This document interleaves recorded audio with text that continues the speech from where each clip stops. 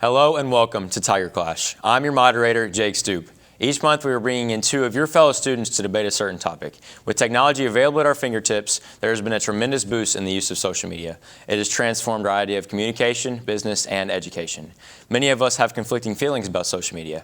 How does social media affect our lives? Does it create harm or good? Joining me today in this debate are Milan Bailey and Savannah Gray. I want to start off like always. Milan, tell me a little about yourself and what you like to do. Hi, my name is Milan Bailey. I am in the 11th grade. I'm on the speech and debate team, and I'm also on the varsity cheer team. Hi, my name is Savannah Gray. I am in 9th grade. I'm on the speech and debate team, and I also do theater. Okay, yeah, good to meet y'all. And I want to start off with Milan. Give me your main argument or main take on why social media does more good than harm. The main reason that I believe social media does more good than bad can be defined in how it brings others together. Such as during COVID, we were all basically stuck in our houses, and families that lived far away and even close weren't able to share the connections that they once had with their family members. You can be a part of big events that you couldn't make it through for Facebook and Instagram Lives. Also, social media brings new audiences to your businesses and brings people together with the same interests or opinions. You can also learn more about your topics that you're interested in. You can become part of bigger groups and talk about important topics or even just little things you're interested in. Okay. Savannah, do you want to comment on that and then tell me your main argument on why social media does more harm?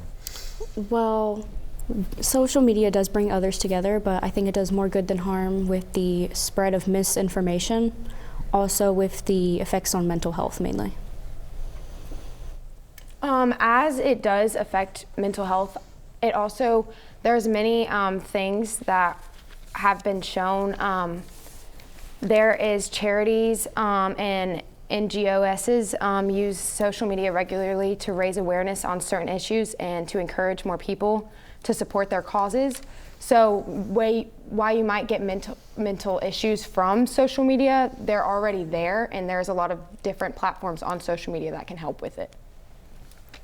I do understand your point. With mental health, I mean that there's different ethnicity, gender, race can be very targeted on social media in the way that some groups may not like how they're expressed on social media.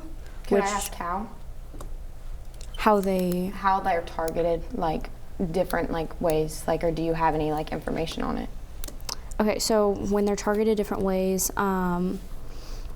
Dr. Naslan, an instructor in global health and social medicine at Harvard, told Medical News Today exposure to hateful content online, such as viewing or being targeted by derogatory content targeting race, ethnicity, or gender, is associated with poor mental health and feelings of distress. Do you also think that maybe the people that are in those minority groups are having a sort of community in the social media world where they're getting to know other people that are like them and getting to experience different things worldly, in different content houses, you can get and meet other type of people that you probably never would have thought that you would have met before, and you get to connect through social media. I do agree with you on that part, that different minorities and groups can join together on social media and meet more of them, but if someone hateful were to join that group, then it would be a real easy access to their direct emotions, since people do put a lot of their selves online. Yes, I understand that, but also in places like school and places like the workplace, you'll always have bad people. So how do you think it's affected more on social media than in your school or at work or any place regularly? On social media, there's no repercussions for what you say. You can say anything and you won't have any, like I said, repercussions or bad things happen to you.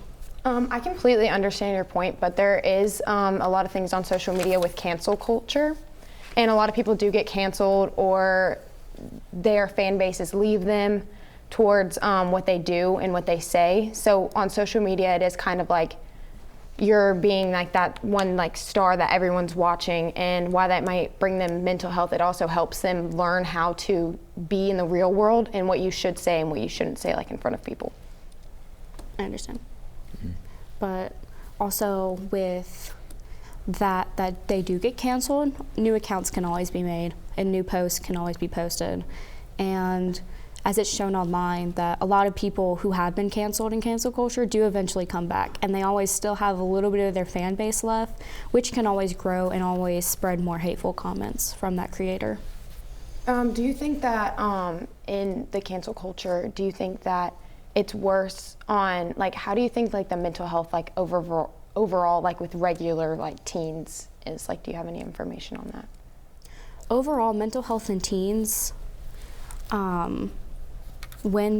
since most teens do use social media overall, it has been shown that most teens do end up with some sort of anxiety or symptoms of ADHD after using prolonged social media.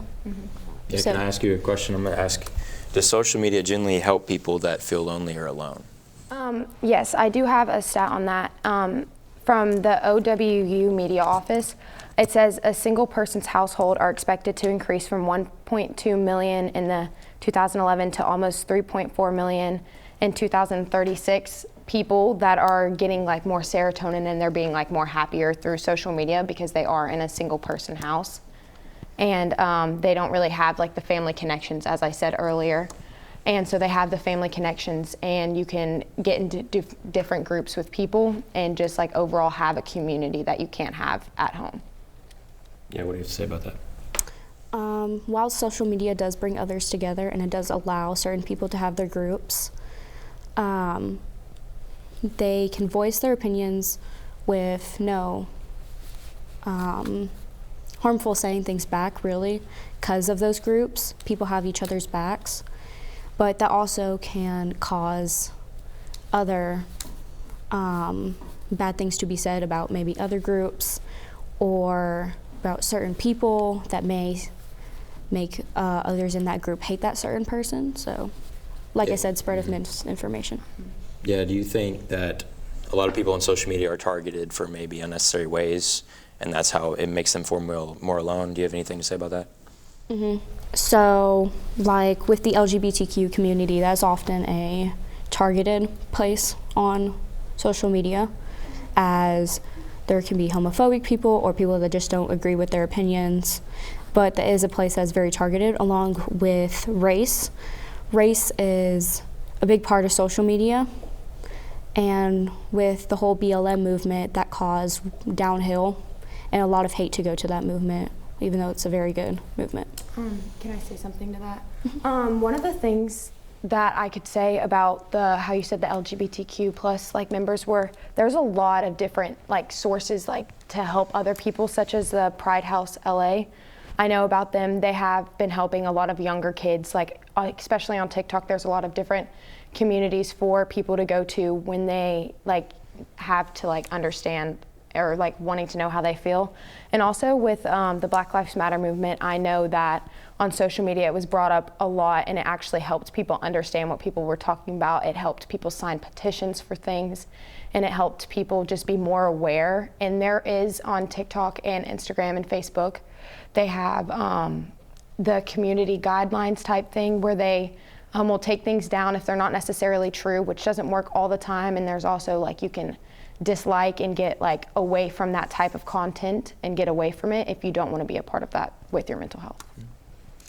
All right, well, we're going to take a quick break, and we'll be right back with more on the debate. My name is Gary Parker. I served as a Cavalry Scout and a military policeman in the United States Army for 20 years. When I was a Cavalry Scout, we had a young lieutenant that came in, great guy, but he moved on, got promoted to lieutenant colonel, went on to Afghanistan, and I was able to keep in contact. And I'd wake up one morning, go on social media, and there's that post you don't want to see. For whatever reason, he took his own life. Nobody knows why he did it. And if there's something that we could have done to prevent it from happening, safe gun storage can prevent gun suicide, because it's that added step to get to your firearm that might just give somebody a moment of reflection on what they're doing. As a veteran, we need to be ambassadors to people that don't have the knowledge that we have. Anytime you're not storing a weapon safely, you're putting yourself and your community at risk. Service never stops. Well, Welcome back to TigerClash. Again, I'm here with Milan and Savannah discussing the impacts of social media. And I want to start with you, Savannah, and just talk about, give me your take on how does social media give so-called average people a voice? And what are some certain instances where we've seen that before? Well, before, average people didn't have a platform to voice their opinion on without probably getting others together to view their opinion. But this has soon led to the cause of misinformation being spread. A part where we've seen this is the extreme division between the two political parties, not having the fear of punishment from their statements. According to the USC Polarization Index released earlier this month, it shows the spread of misinformation that caused the political polarization to stay the same. So with the posts that have been made from each political party, that has definitely put others against each other and others at risk of harmful comments. To do with that, the different two political parties, I know on Facebook that they're starting to delete accounts that spread false information, and they're also putting like things on it that show like this could not be true, this is an opinion, this isn't like a true fact. Like they have those guidelines on there to show people like this could not be true. Do you think they're targeting a specific group of people when they delete accounts or delete comments? I think it's targeting to the people that are talked about most. So the people that, honestly, I could go say something and then somebody else could go say something and it would be completely different because they have a platform. So I think they're hitting people that have bigger platforms and that have a lot to say, that are opinionated. So I feel like that's kind of why.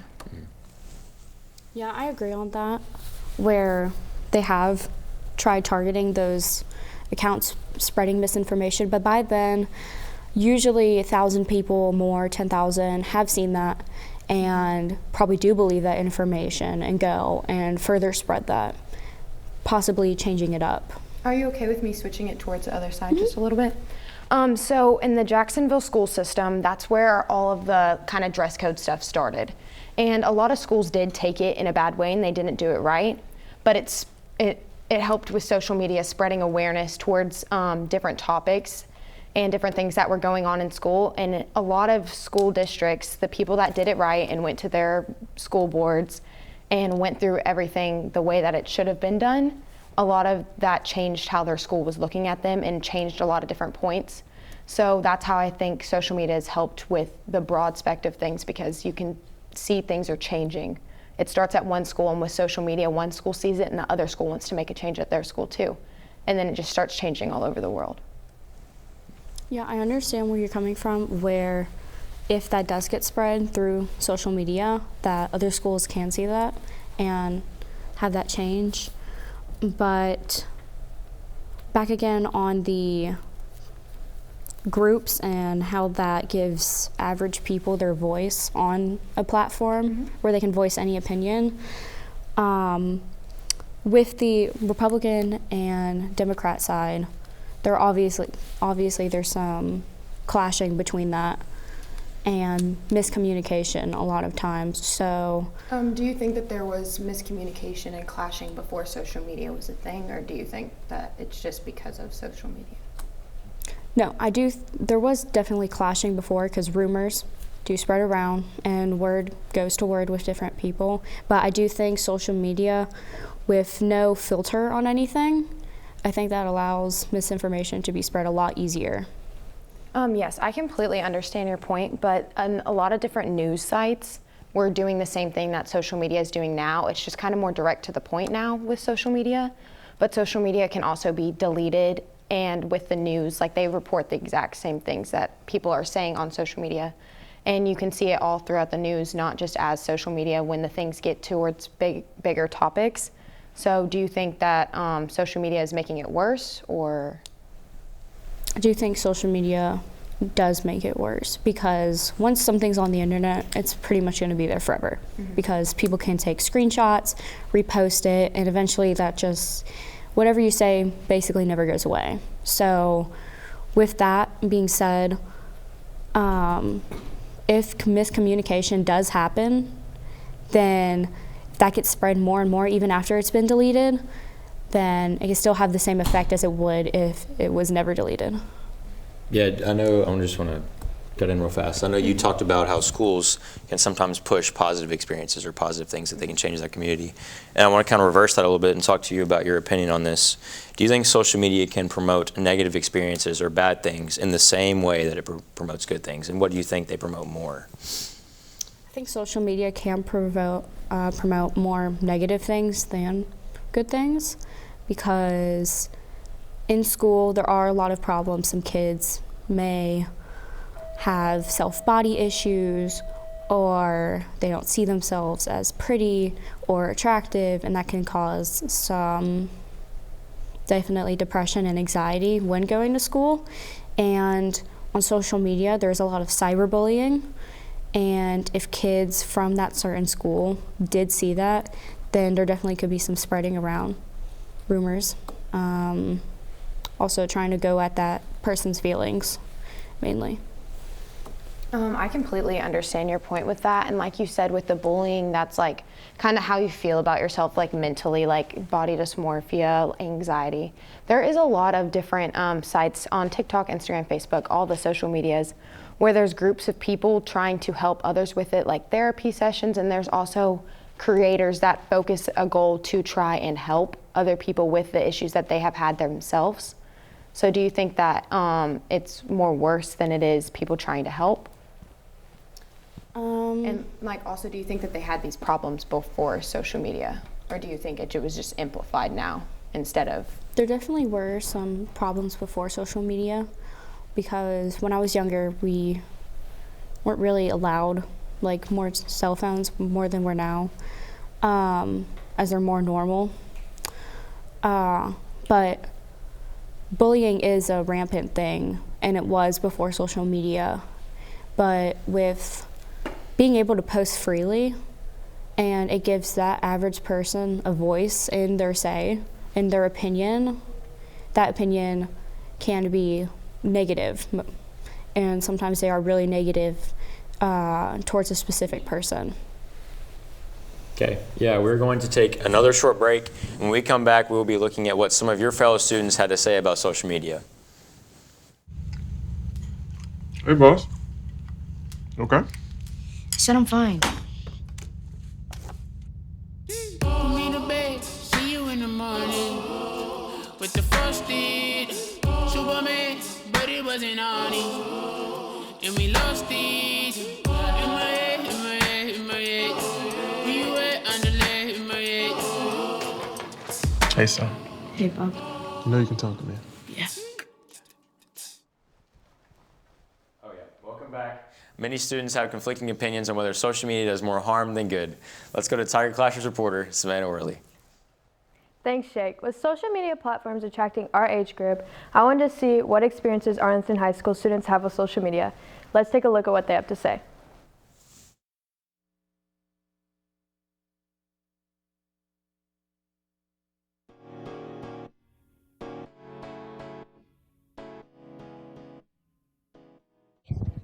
I would say that social media probably has a negative impact on people who are not sufficiently mature to realize that it's not going to take over their lives, and it shouldn't.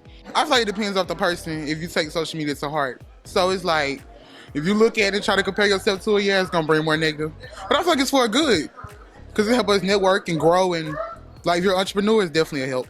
I don't think it's very healthy to be so in tune with everybody's life, or vice versa, to want everybody to know exactly what you're doing. And that's really what social media is.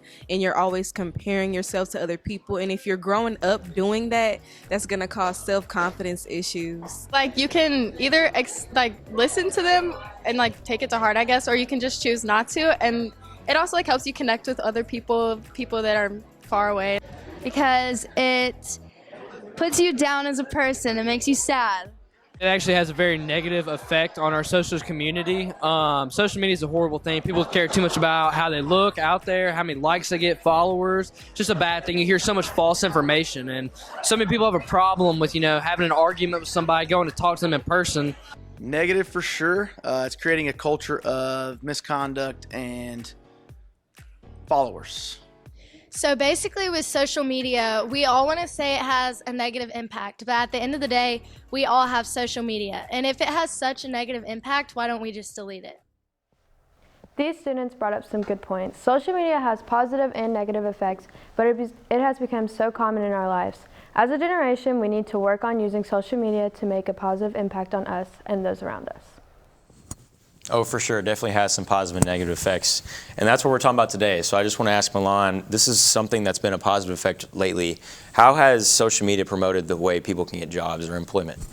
Around 75% of job seekers use social media and job searching, and that's from the social media recruiting statistics. And that's just looking for jobs. While you're looking for jobs, you can look through social media, and there's also just Facebook alone in 2014 created 5 million jobs around the world and added $227 billion to the global economy, and that's from the CNN business website. But basically it creates so many more different jobs, such as influencers, even personal assistants. You have those for the influencers. There's just so many jobs. And then just the software for the social media apps. There's so many different opportunities for people.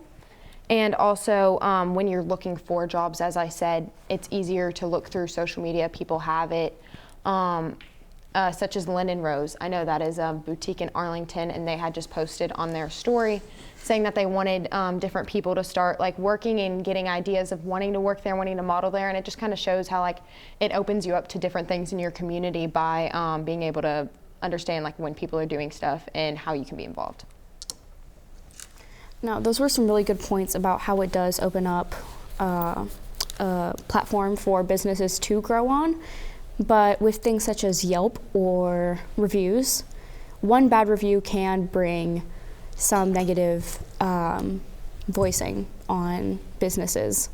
So, for example, if one business was doing really well and then got one comment saying, they made my food wrong, or the fabric was stained when it came, that can automatically put in people's minds that you don't want to shop there if you're gonna risk merchandise or things being ruined.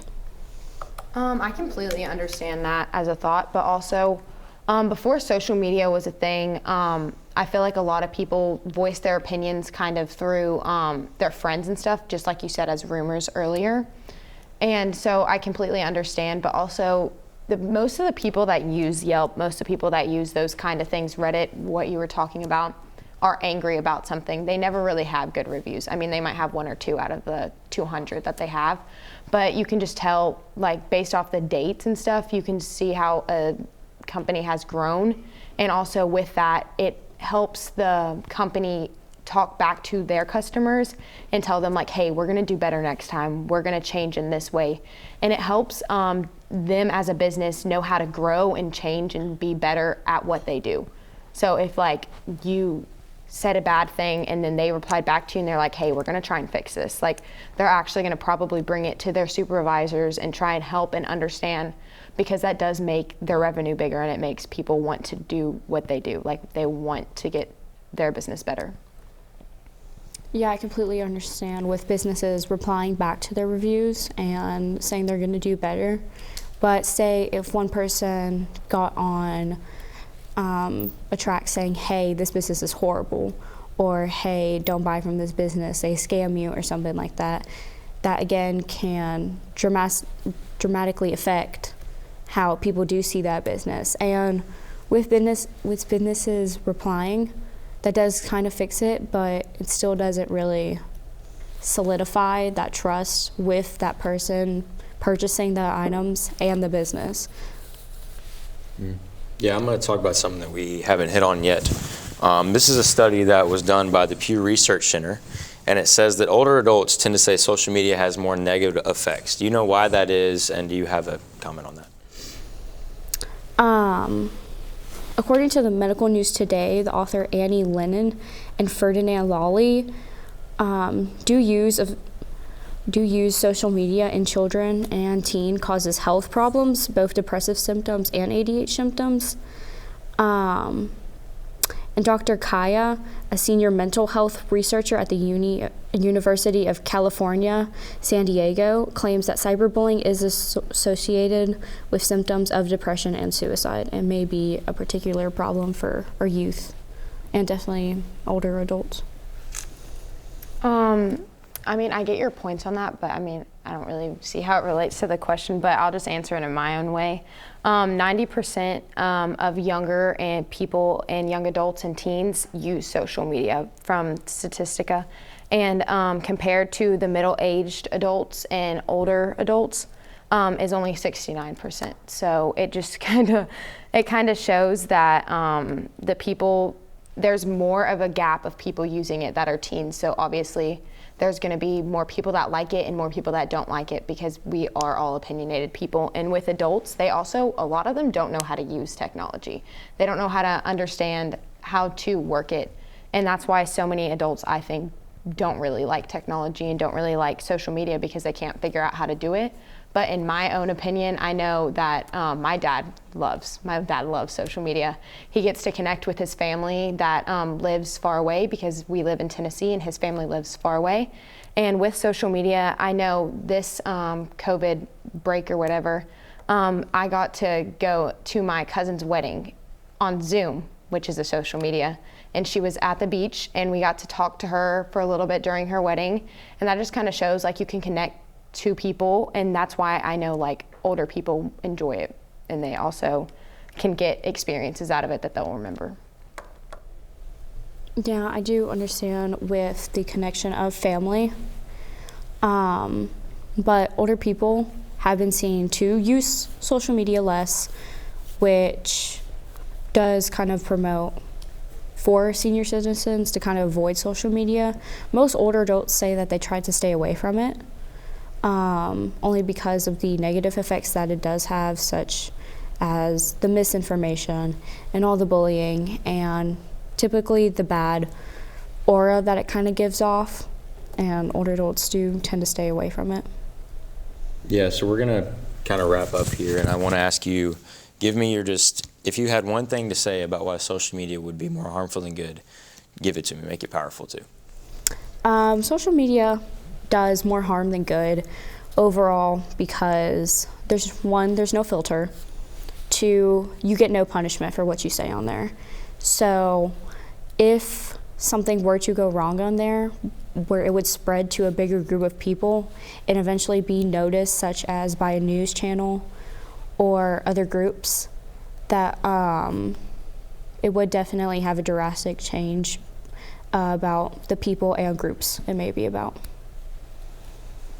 My main reason that I believe social media is good because it helps you connect with others, it helps you share ideas and your opinions about things, it helps you learn, and it also helps you become more involved and interested worldwide.